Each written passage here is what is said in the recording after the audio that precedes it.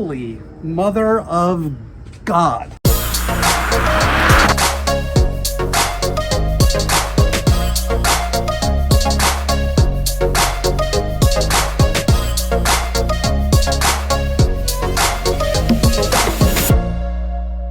Guys, welcome to another episode of Rennch. On today's show, we are going to attempt a long run of the Subaru twin-turbo EZ30R in my 1969 Porsche 911S. Welcome back, everybody. My name is Michael. Behind me, 1969 Porsche 911S. That was a race car.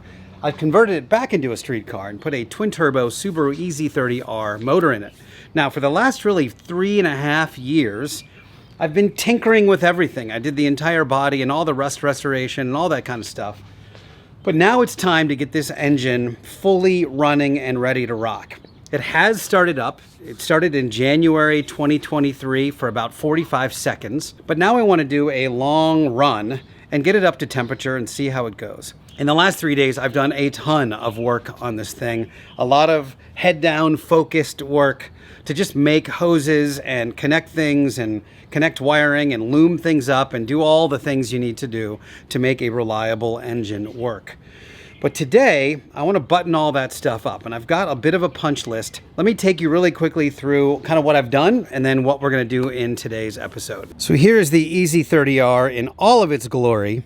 And over the last few days, I've done a ton of little work, making up AN coolant lines, oil lines, more coolant lines here. I had to change this and re-weld it and move it down a little bit so I could connect this thing to the intake of the radiators that go that way. I had to finish my tanks up here, which was yesterday's project. Literally took the entire day yesterday making these two tanks, and they are meant for the oil overflow. I ran this thing the other day for a couple minutes and could not believe how much oil dumped out of the turbo. So I'm like, wow, I really need to sort that thing out.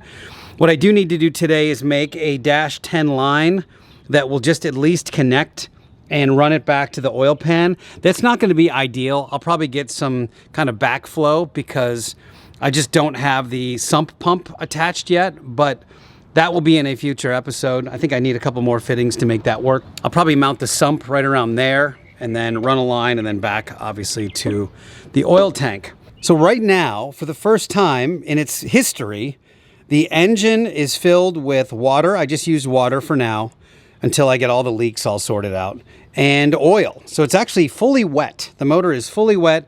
The alternator's connected. Everything's connected. And I've got a bunch of little leaks and things like that. So what I've done is I've made myself a little punch list.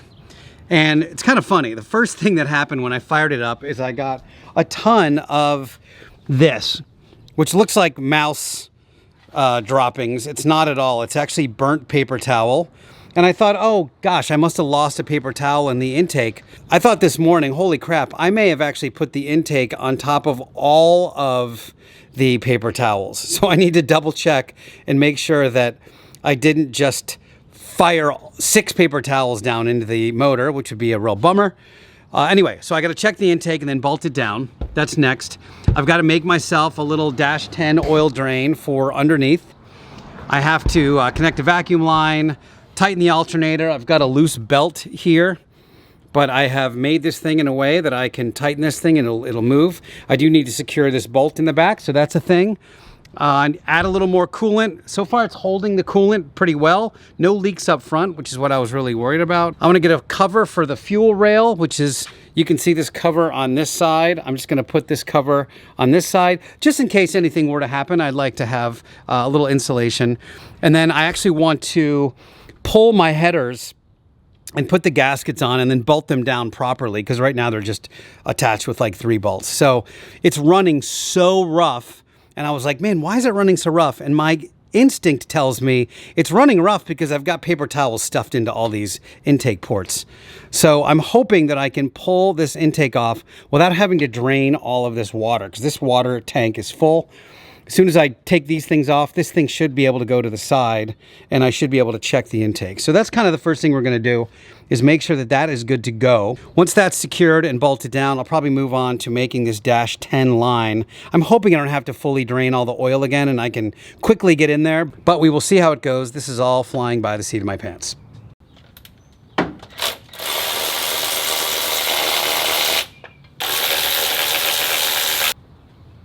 Oh yeah, as I suspected, I've got paper towels in every one of these holes, which is quite obviously not good. No wonder it was running so bad. So not good. So incredibly ungood. Okay, let's figure this out. Leave yourself notes. That's the key to this. Make a sticky note, stick it on your damn car and say, don't start it. Don't do anything until you take your paper towels out. Oh yeah, they're all stuffed in. Okay, here we go. Let's figure this out. Soaked in gas. Man, this has to go down as one of the dumber things I've done on a car. So bad. So bad. So embarrassing. So my worst fears were realized in that I started the motor with a bunch of stuffed paper towels in the intake holes. So it of course says sucked all the paper towels in to where the valves are. And they're all relatively clear now except for the rear right. Of course it has to be the hardest one to get to, where I've tried for the last 30 minutes to extract a little bit that's wrapped around the valve. My hope is that if I run it a little bit, it should ignite the thing and burn it off and all should be well in the world. But stupid move, and no wonder it was running so roughly. So I'm going to bolt the intake back on securely with no paper towels on the inside.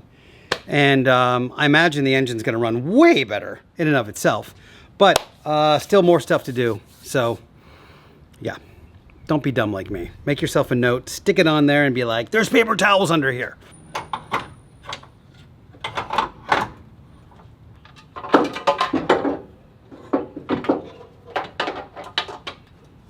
Intake is on, and I want to tighten this belt. And I built this little standoff here, so for exactly this purpose, I should be able to loosen these bolts, which are reverse thread, and tighten this thing.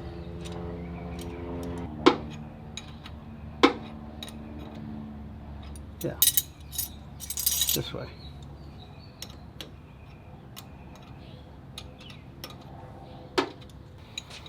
All right, so that in theory should hold it. And I'll give this thing a little crank.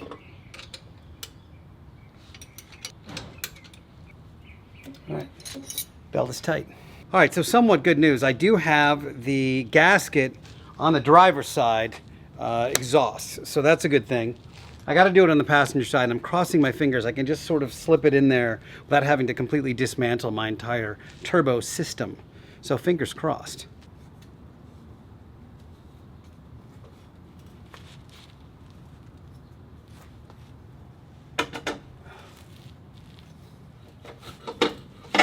There you go.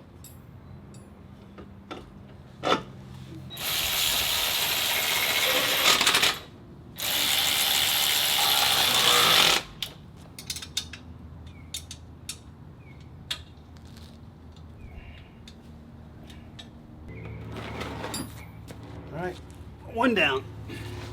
All right, we're cranking through our list here. Header gaskets are done. This I can't handle. Coolant's later.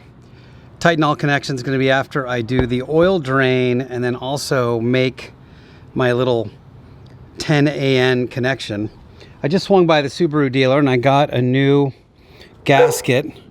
Hey, stop barking. A new little crush washer here for the oil pan.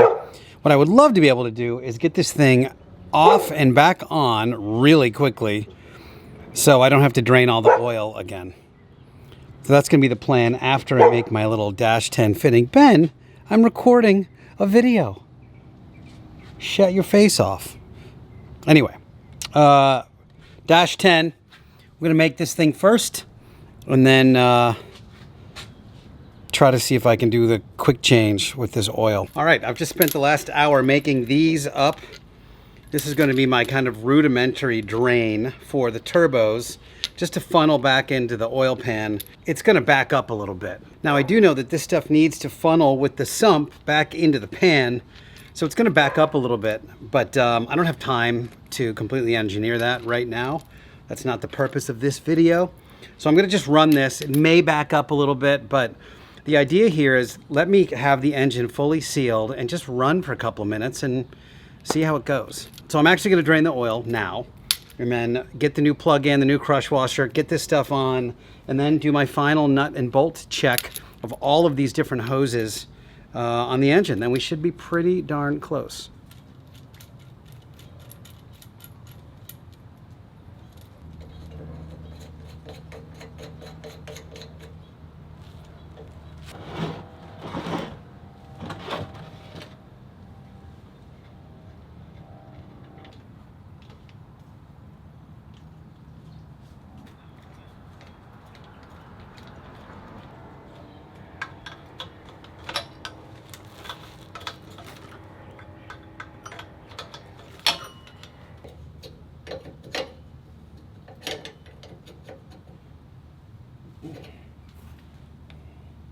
What I have here is a couple of lines draining. You can see why I need the oil sump situation, because this is actually a little bit higher than this, so the oil is going to get trapped right here.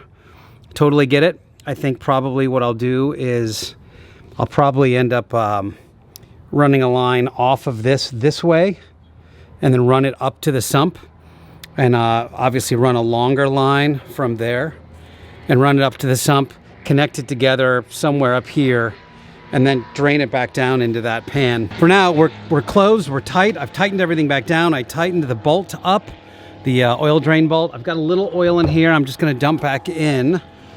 And then I'm gonna go through every nut and bolt on this thing, because I think a lot of these things, like this isn't even tight at all. I didn't even bother tightening this stuff. So I'm gonna go through and tighten every little fitting I can to make sure that we are as secure as can be, and then we should be good to go to give this thing a go. I won't have my wideband controller, so I'll definitely be throwing some airs there. I had to remove them when I did these, but I will need to weld new bungs onto this and put my O2 sensors back in there, but for now it should be okay. Anyway, I am all sealed, which is really super exciting. Plan: tighten everything up, fill the oil back up, and then I'm going to try to put a little bit of coolant in as well, and then we should be good to go. So true story, I haven't even changed the spark plugs. I'm still using the spark plugs that came with the engine. So I haven't even done a proper tune-up on this thing yet.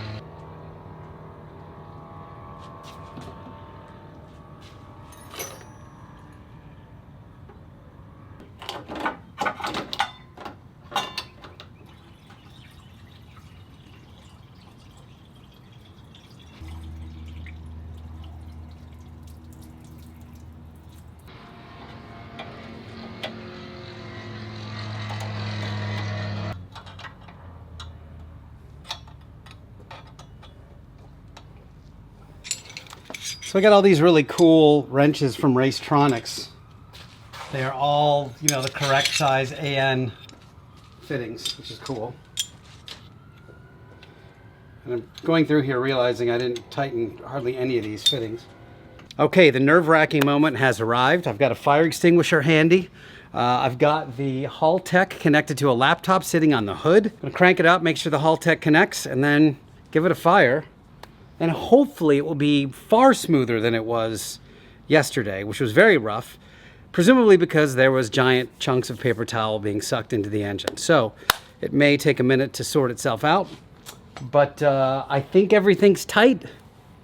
I do expect to have a leak or two somewhere. That's totally normal. But yeah, let's go. All right, so here we are. This is the nerve-wracking part of the day. I've got the Haltech connected. Looks like it's doing what it's supposed to do right now.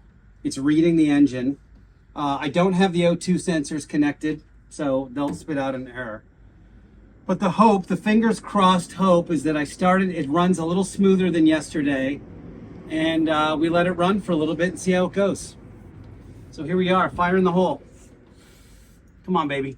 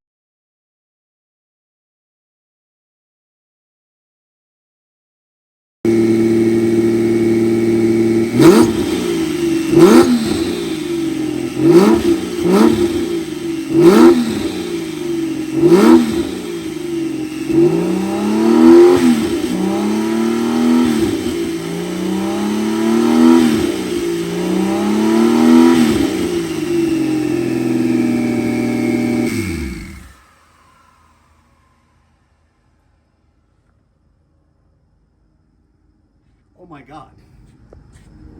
Holy mother of God.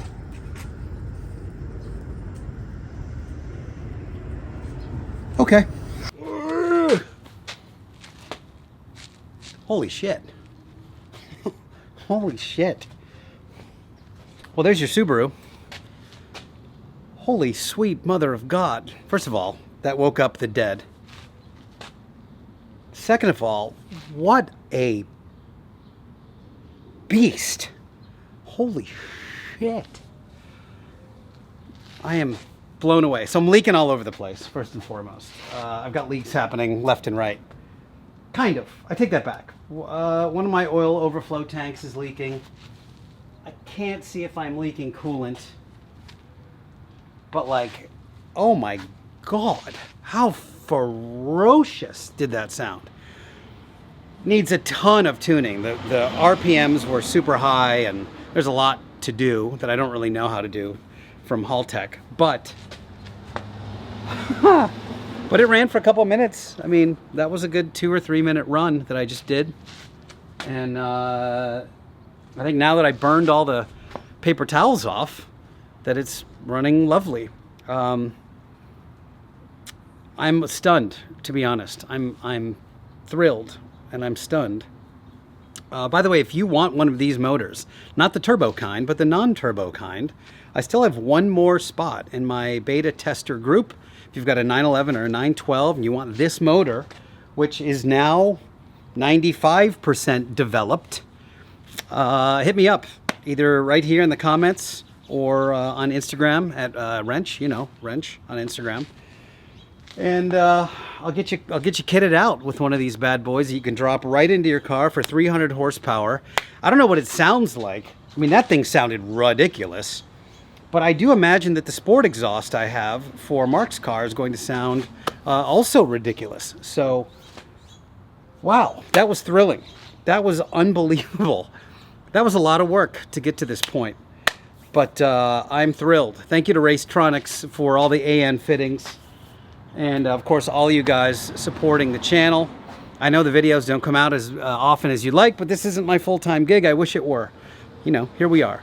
Anyway, if you guys have any questions about this build, feel free to hit me up in the comments. Holy shit, it is ferocious. I'm thrilled.